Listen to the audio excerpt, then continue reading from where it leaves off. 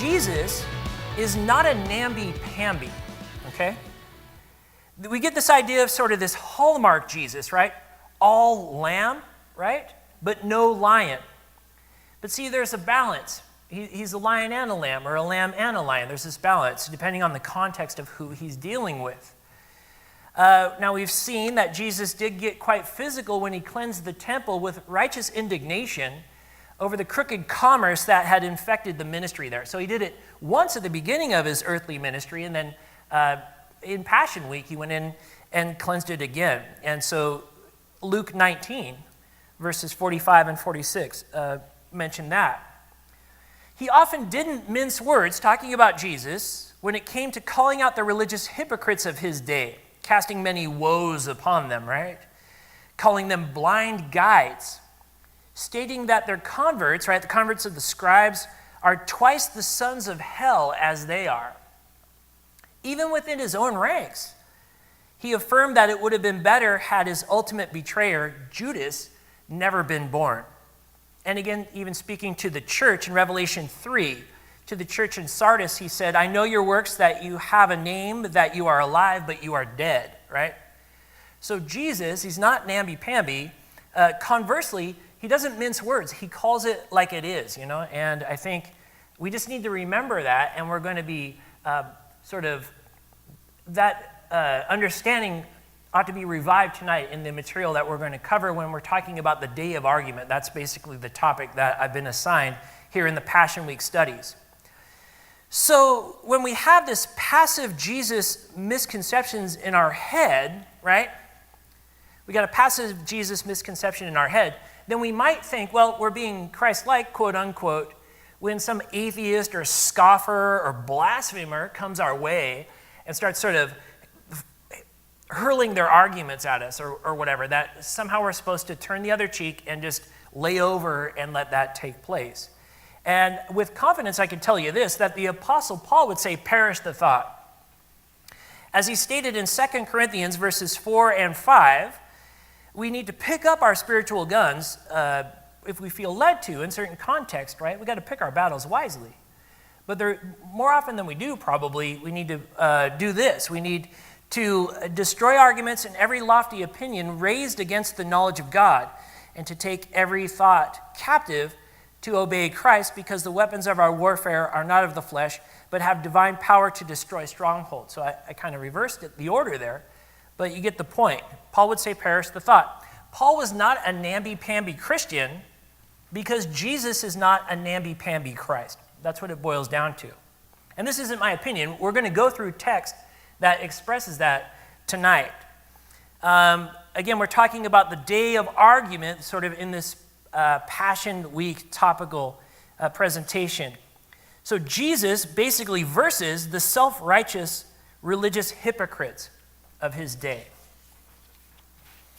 Now, the Sadducees and the Pharisees and the scribes of the early first century, we know they're legalistic, right? They're prideful. But it's not as though they didn't have scholars in their ranks or that they didn't know how to debate and so forth. The Sadducees came from wealth, which would, entail educational backgrounds. And the Pharisaical scribes were scholarly by vocation. So these types considered themselves to be a superior class of people.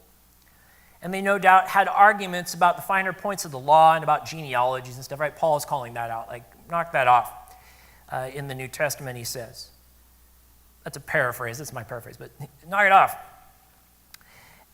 While the Greeks were more known for philosophical argumentation as far as their vocation was concerned, the religious scholars of the day, the religious hypocrites of Jesus' time, they weren't strangers to the discipline, right? They knew how to argue. Now, an important caveat to make here. Arguments and being argumentative are two different things, really, especially if you're being argumentative for the sake of being argumentative. Those are sort of two different species. The former, like arguing, is biblical, while the latter, just being arguing for the sake of arguing, expresses that a person has psychological problems, basically. So either you're a second semester apologetics student and or you have psychological problems if you're being overly argumentative. So, guilty as charged at times, but just something to remember there. So Luke 20, verses 20 through 26, it's with regards to the Pharisees, and they're basically asking if it's lawful to pay taxes to Caesar. Verse 20, chapter 20 of Luke. So they watched Jesus, and sent spies who pretended to be righteous, that they might seize on his words in order to deliver him to the power and the authority of the governor. Then they asked him, saying, Teacher, we know that you say and teach rightly, and you do not show personal favoritism, but teach the way of God in truth. And then they ask in verse 22, is it lawful for us to pay taxes to Caesar or not? Verse 23, but he perceived their craftiness and said to them, why do you test me? Show me a denarius. Whose image and inscription does it have? And then they answered and said, Caesar's. And he said to them, render therefore to Caesar the things that are Caesar's, and to God the things that are God's. But they could not catch him in his words in the presence of the people, and they marveled at his answer and kept silent. So it almost doesn't need commentary. You see that he just out-debated them right there, but we will go in depth and try to glean some gleanings that could be glent. I don't know if glent is a word, but I use it every once in a while, but you get the picture there. So verse by verse, we'll go Luke 20:20. So they watched him and sent spies who pretended to be righteous that they might seize on his words in order to deliver him to the power and the authority of the governor. So argument is one thing, and morals are a related other thing, right? So they're two separate things, but they relate. You could either be truthful or you could try to be slick, right? Or deceitful. So here we see the opposition to Jesus is stooping to the level of deceit. Elsewhere, they do this as well, but we're looking at this context here in Luke. They're going to use deceit intentionally so to try to trap Jesus in his words, and doing so in collusion to make a case against Jesus to the governor. So this is an example that it can go actually without timeline, right? We have people who don't acknowledge the truth, that have a slanted motive, that have no problem resorting to deceptive means to collude their worldview towards the political realm, right? Does this sound familiar? Like 21st century familiar, right? So like the preacher says, there's nothing new under the sun. This is vanity. And it happened nearly 2,000 years ago. It happened 2,000 seconds ago, right? Nothing new under the sun. And David could testify to this as well. Now, David is very typological of Christ in a lot of his characteristics, certainly in what he wrote in the Psalms. So here we have Psalm 38:12, a psalm of David, and he says this, they also that seek after my life lay snares for me, and they that seek my hurt speak mischievous things, and imagine deceits all the day long. So David had those slanderers, and no doubt Jesus had those slanderers as well. And this is really coming to a crescendo in Passion Week. You can really read any of the four Gospels, and you see this sort of progression to this heightened mood or heightened tension between Jesus and the hypocritical religious leaders of his day as they're heading towards the events that lead to his crucifixion. So this is that one of the last really stopping points with the public debate and everything that's going on here. We see a similar situation in Daniel 6, when Daniel, in the Old Testament, right, his opposition, knowing that he would continue in his devotion to God, they set up an injunction against him, and in collusion with the government at that time, they did that, thus winding him up in the lion's den, right? So you can go back to Daniel chapter 6 and do your review there. Now here, it's some personal application. Have you ever received a false accusation before? Or, had a situation sort of intentionally framed against you before? Now, not everybody's experienced this, but a lot of people have. And this is the fellowship of the sufferings that Paul talks about in Philippians. Jesus is experiencing these. I was talking to a sister in the Lord a while back, and she's very mature, and she was going through a similar type of thing. People were actually saying things that were not true about her. And she's mature enough to know that when I said this, it wouldn't be taken as flippant. Because nobody wants to go through that. That's a miserable type of situation. So she's expressing that, and I was like, I can think of somebody else who went through people like saying false things about him and accusing things. And she knew exactly what I was saying. She's like, oh, yeah, the fellowship of the sufferings. No, it doesn't take away from the fact that it's suffering, but you get the point. We talk about being Christ-like. It's being Christ-like when you're persecuted for righteousness' sake. The suffering of false pretense, that's what's going on here in the context of the passage we're looking at. They sent forth spies. Now, the noun spies used here in the Greek is one of Luke's characteristic Greek words that he uses, and it expresses the act of those who lie in ambush. So it's not just simply they're going to spy, like the good spies that went and spied out the land in Joshua, right? They're going in and they're lying in wait. They're going to try to ambush Jesus, but with words, with dialogue, with questions and debate. So it's more of an ambushing type of scenario than a spying scenario in the strict sense of the words there. Luke is explicit that they wanted materials for an accusation before Pilate, as well as one before the Sanhedrin as well. And I'm relying on Ellicott there for the deeper Greek analysis, but it preaches.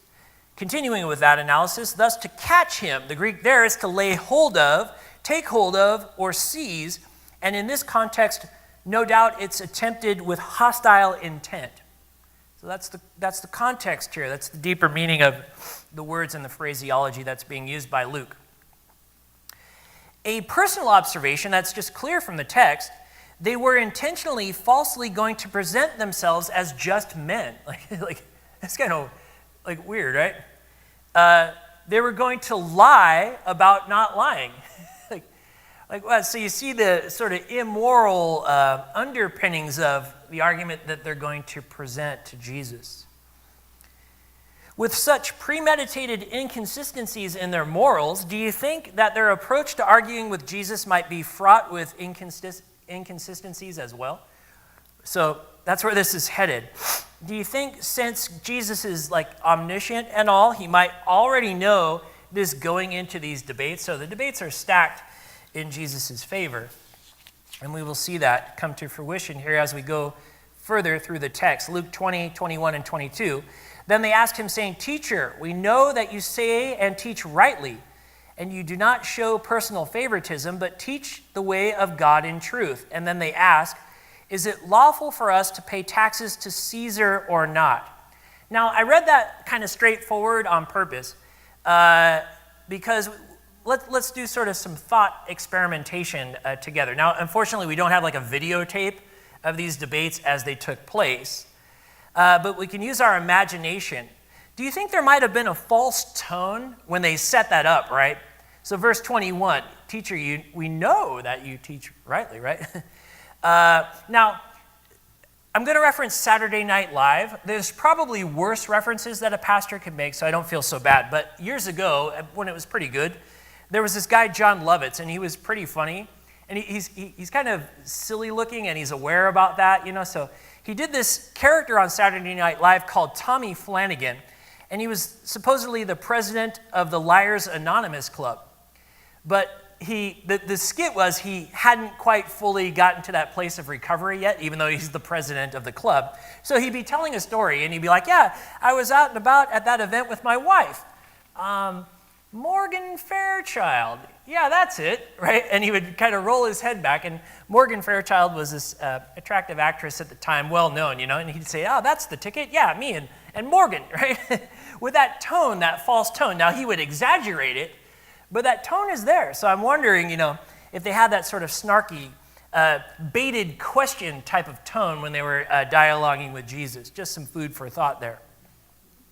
There is this sort of false pretense that shines through where the only lie detector you need are your eyes and ears, right? Now, I want to talk about my wife here. Now, my wife, she speaks 4 languages. Hi, she's actually back in the back there with our son. She speaks 4 languages. Now,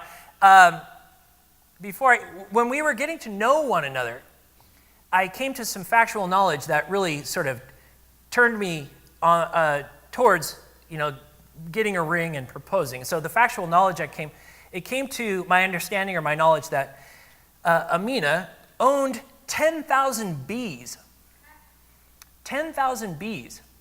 And it was at that moment that I knew that she was a keeper.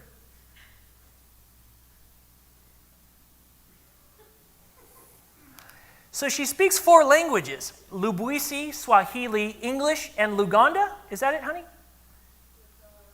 Okay, something close to Luganda. So English is like her 3rd language.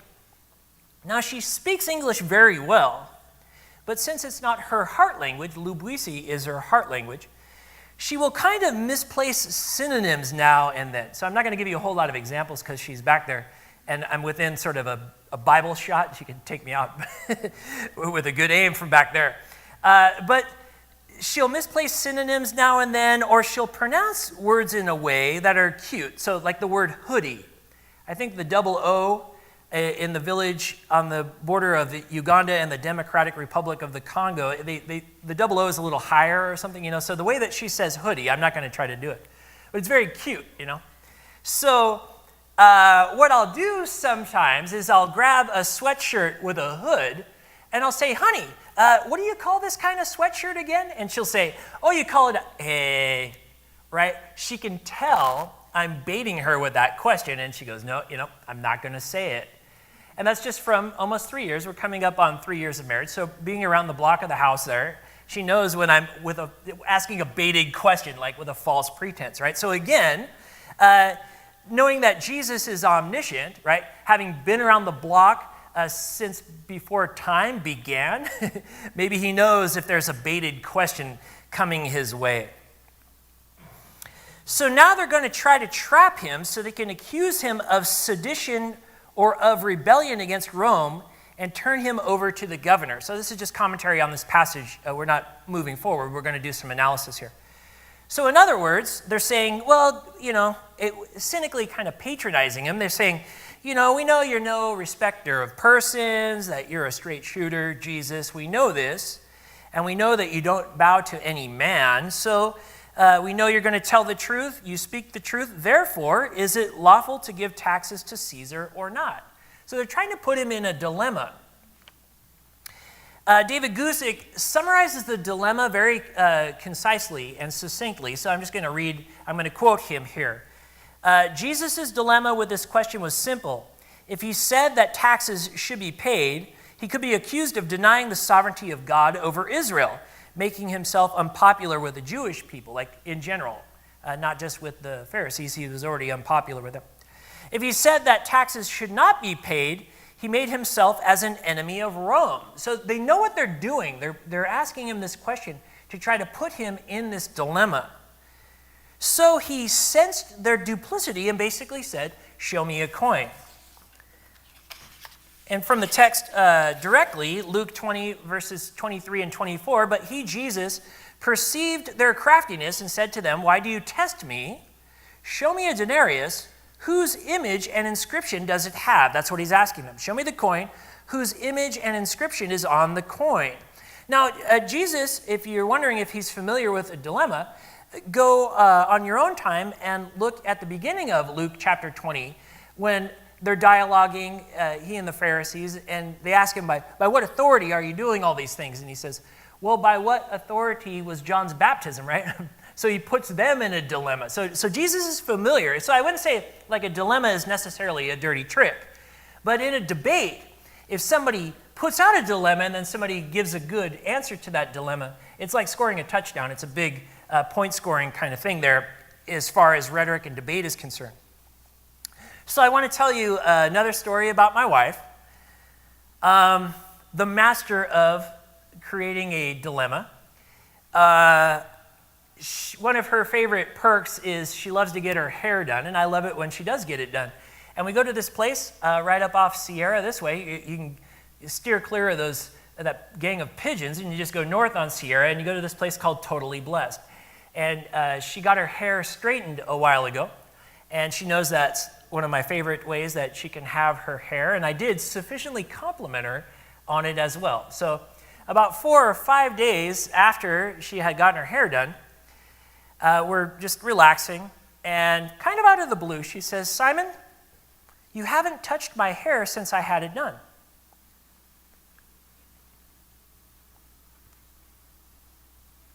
Like what do I do, right? Like, no, right? It doesn't count. I wanted you to touch my hair without me having to tell you or indicate that you needed to touch my hair since I've had it done, right? So if I touch her hair, it's a no-win.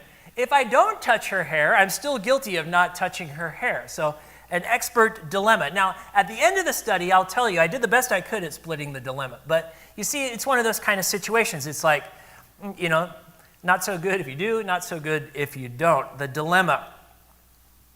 So the spies thought they could catch Jesus in a similar kind of snafu, like a no-win situation.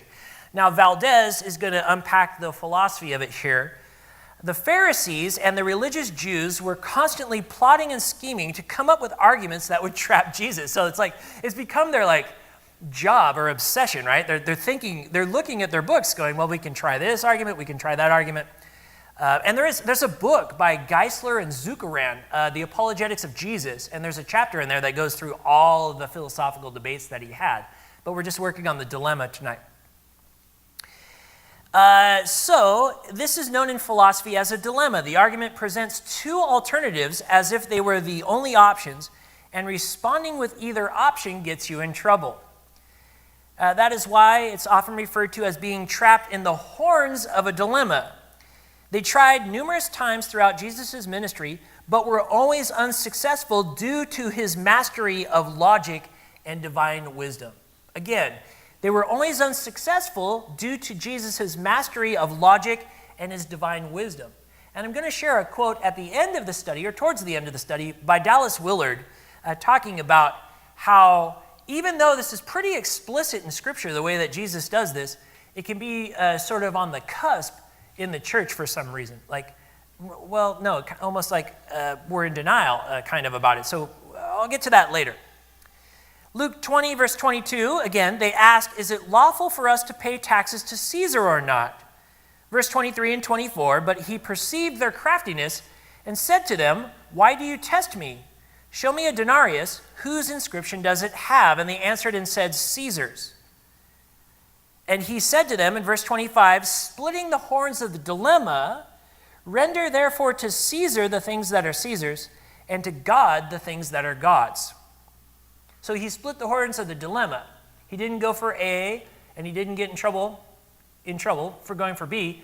He said, no, here's the truth of C, and he sort of put it back on them. And how did it work? Well, the result is here in verse 26. But they could not catch him in his words in the presence of the people, and they marveled at his answer and kept silent. So I think you get the picture there, and we're going to unpack the three arguments in this chapter that stand out to me are dilemmas. He puts them in a dilemma at the beginning of Luke. This is a dilemma they try to trap him in, and then the Sadducees try to trap him in a dilemma, and we're going to get to that here in a minute. But just by way of trying to get some application here, because I think it does preach and it does fly, right? Render to Caesar the things that are Caesar's, and to God the things that are God's, right? So, you might be at home, right? You're doing some binge watching and stuff, and let's just say your Netflix account runs out. Well, just render that to Caesar, right? It's not a big deal. Now, if your Bible app stops working, right? Well, that's something you're rendering to God, and that is a big deal. So just some food for thought there. Get a little bit of application, because we don't want to just do some philosophy lecture here. Now, moving forward in Luke, summarizing verses 27 through 40. This is and the Sadducees now are going, well, let us try, right? And they're doing this sort of 7 brothers with 7 deaths kind of scenario, right? There's a woman, she was married to one man, he died, and then in order to fulfill the requirements of the law, his brother marries her, and then so on and so forth. You got 7 brothers, 7 deaths, and the one wife. So now there were with us 7 brothers. That's the phrase there.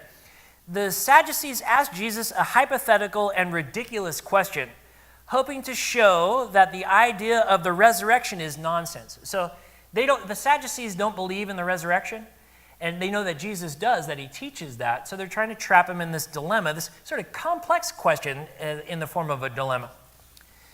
Right?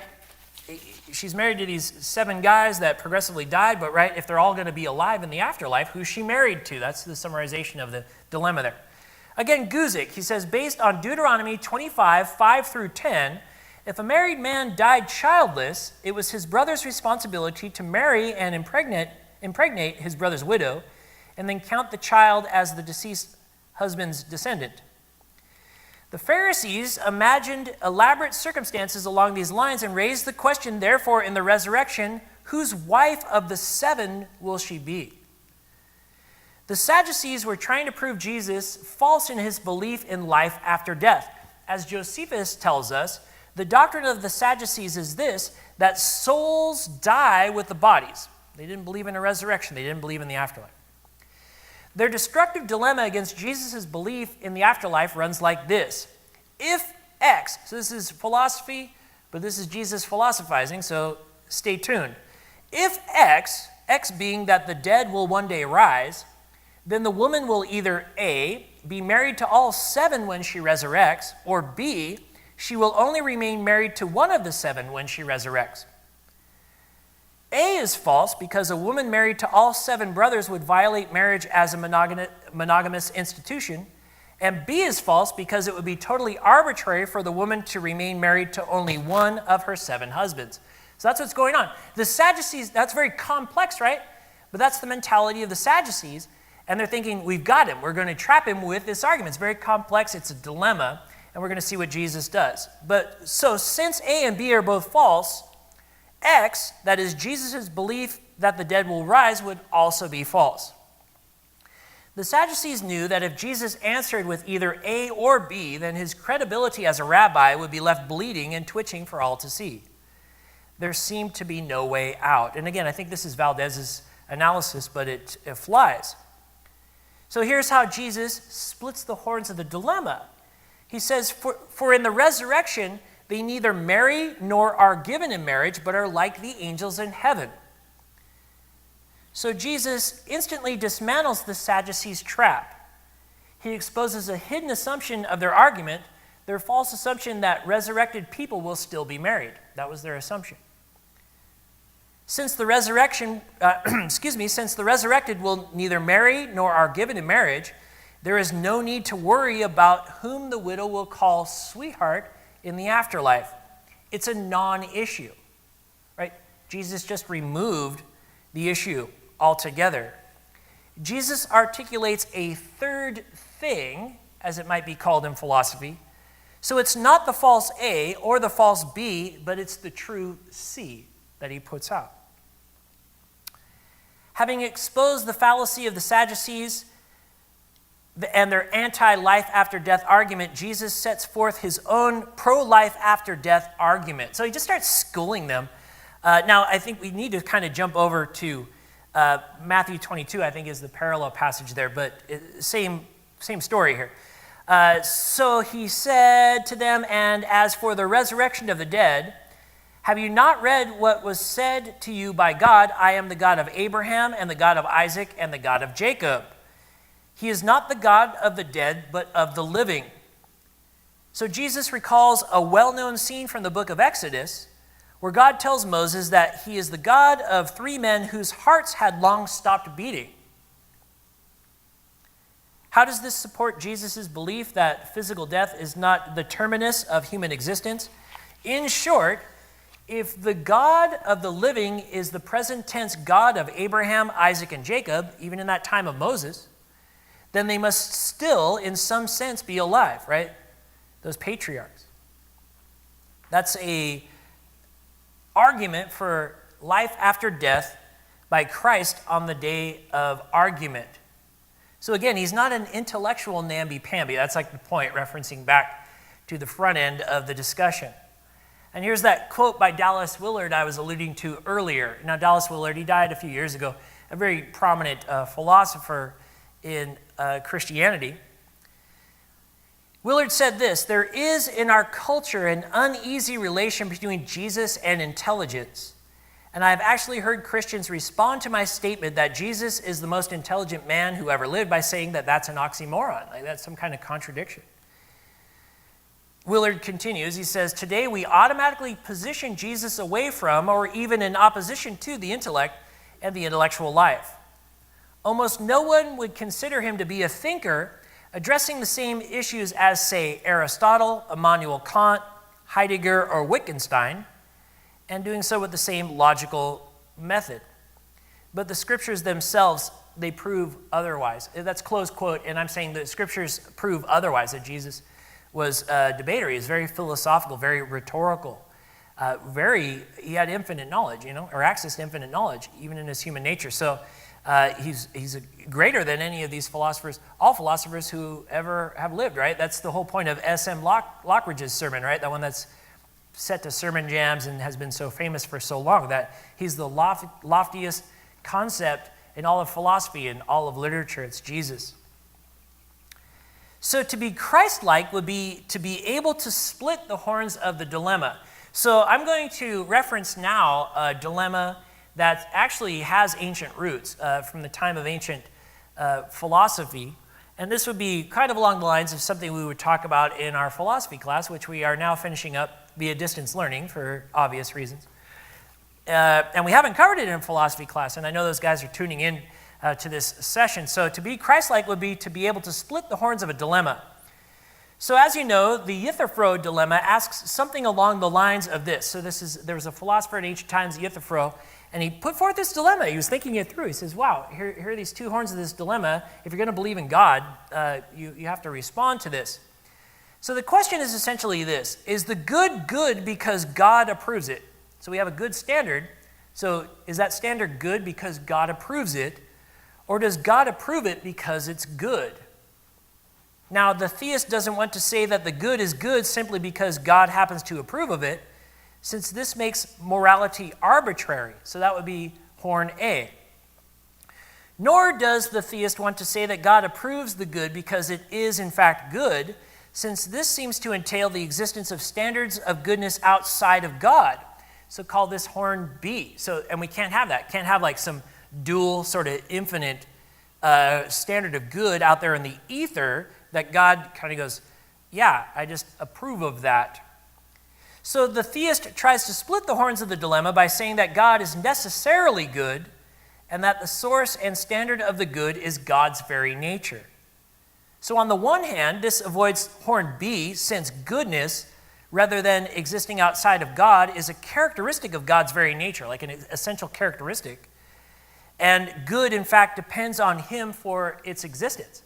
That's the way to go with this. And then on the other hand, it avoids horn A, since God's will isn't arbitrary, but rather operates according to a definite moral standard. That is God's necessarily good nature. So that's a contributor, James, over at Reasonable Faith, and him and William Lane Craig kind of hashing it out over at William Lane Craig's site. So I know that's like a brick of philosophy, right?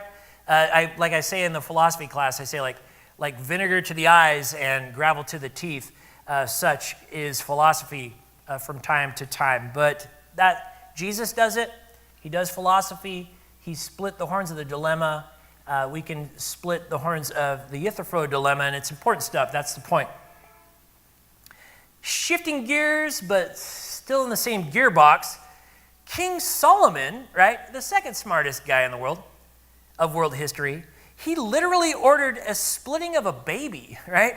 In 1 Kings 3, 16 through 28, if you wanted to check out the context there. So you talk about splitting, sort of figuratively splitting the horns of a dilemma. He says these two prostitutes or harlots came, and you know the story. It's a sad story.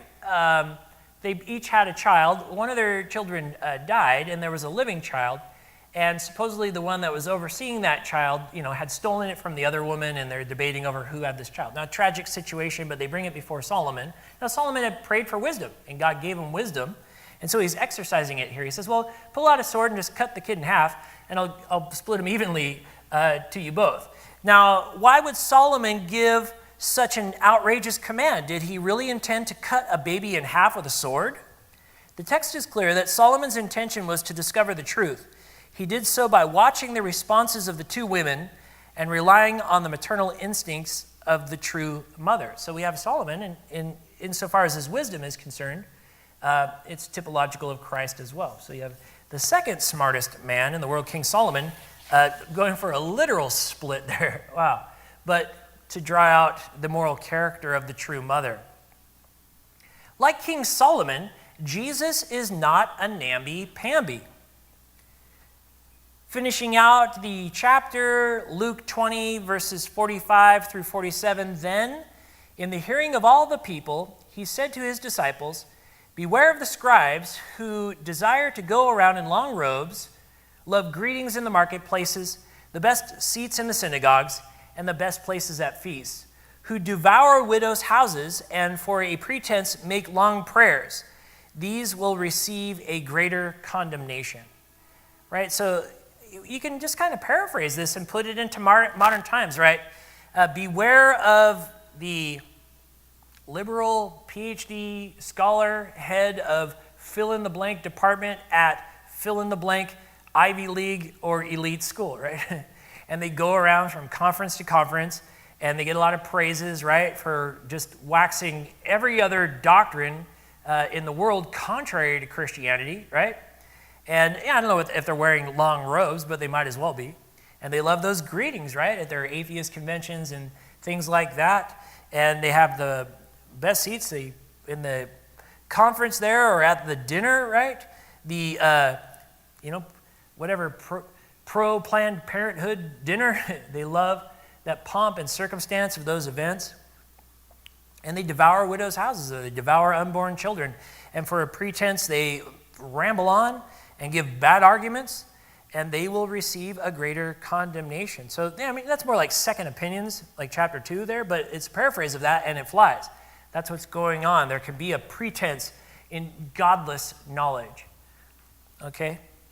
So, just kind of heading towards a summarization here and a conclusion, Luke 20, verse 2.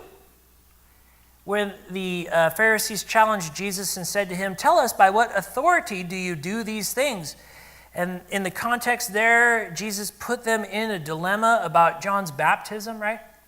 Well, what authority was John's baptism? And they're like, "Oh man, if we say this, we get in trouble, and if we say this, we get in trouble." And they said, "We don't know." And he says, "Neither will I tell you by what authority I do these things." He's like, "I'm not going to answer you," right? And look at, just read any one of the Gospels. Read Matthew. And he gets so fed up with these guys that what? He starts speaking to them in parables predominantly. He gets even more technical, right, with his stories, so they intentionally can't understand what he's saying, And here, in Matthew 22, 29, I said we would get to that correlating passage. So Matthew 22 correlates with Luke 20. And Jesus replies to the Sadducees when they try to get him with that 7 dead brothers kind of dilemma. He says, "You don't know the scriptures and you don't know the power of God." And so he just lectures them in theology. You right? Woe to you. You stiff-necked, right? These phrases that Jesus used to religious hypocrites of his day. He was not namby-pamby. He says, "You don't know the scriptures and you don't know the power of God." Now, imagine yourself. I've been in Israel and I've tried to do some witnessing, right?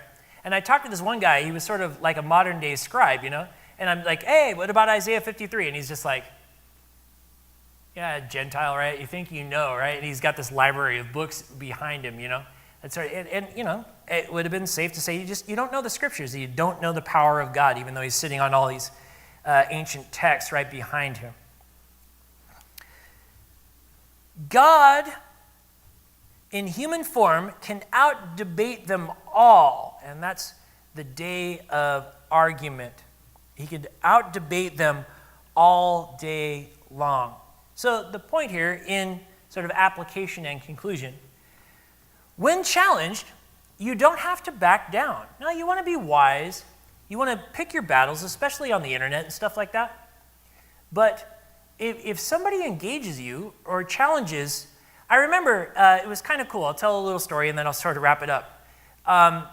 In 2003, I got to go on this really cool trip to England with a friend of mine, Brian Nixon, and Pastor Brian Broderson when I was first getting to know him. And we went to this place called Speaker's Corner. You can look it up on the internet. And it's a legendary, long-standing place of public debate. And there's a Christian fellowship that goes down there. They're called the Hyde Park Christian Fellowship. And it's a lot of Muslims and Christians like debating, and it's a really intense sort of scenario down there. It's like something out of the first century where Paul would be walking into Ephesus or getting into these debates and arguments. And I thought it was really neat because I was down there with Broderson, and there was this atheist or some guy with goofy doctrine up on one of the ladders, and he's just railing against Christianity. And Broderson's pretty soft-spoken if you know him, right? He's pretty chill. He starts debating with the guy, and I was like, man, that's like really cool. And when all was said and done, I was like, hey, Pastor Brian, it was cool to see you step up. And he says, hey, I can't let this guy be saying things about my Lord like that without saying something, So even a cool as a cucumber, as cool as a fish in a pool, that's what the guy at 7-Eleven would say about Brian Broderson, real chill guy. Hey, he's going to get into a debate down there. When challenged, he didn't back down, and I thought that was really cool. So here again, 2 Corinthians 5, verses 4 and 5 from the King James Version. For the weapons of our warfare are not carnal, but mighty through God to the pulling down of strongholds. And I like the King James. He says, casting down imaginations and every high thing that exalteth itself against the knowledge of God, and bringing into captivity every thought to the obedience of Christ. That's what Paul says, So again, is Jesus a namby-pamby? Paul would say, perish the thought, God forbid, heavens no, right? And he would argue to the contrary. So, in conclusion, be as tough as a pigeon, but don't be like this loco solo pigeon up at Stater Brothers. So I'm on the pigeon thing, right? I've lived here for a couple of months. These guys go to the 99-cent store on a nice day. Those pigeons, they're looking down at everybody, right? And if they get like a little cracker or something, you're not going to get that parking spot, man. They're going to do this, right?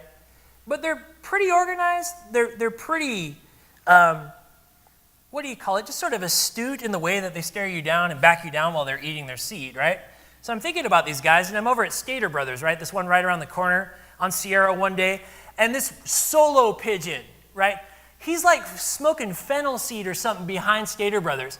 And he's just like, I'm pretty sure I saw him hit his head on the ground. If not, and he was just loco, man. He's douche. I'm sure those 99-cent store pigeons know about that guy, and they say, oh, man, that guy's like a little loco. So you don't want to take it to that level, right?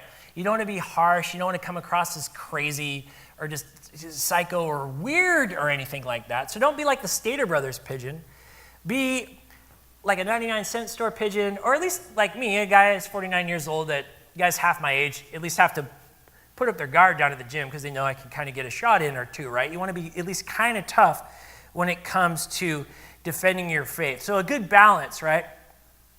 Defend your faith with gentleness and respect, as those are Christ-like characteristics as well. Now the response to my wife, I did the best I could, right? I was stuck in that dilemma. She said, Simon, you haven't touched my hair since I got it done? No, no. And I said this, I said, honey, I don't mind being set up, but I need to be set up for success. And she kind of smiled. I was able to kind of use Christ-like wisdom and split the horns of the dilemma there.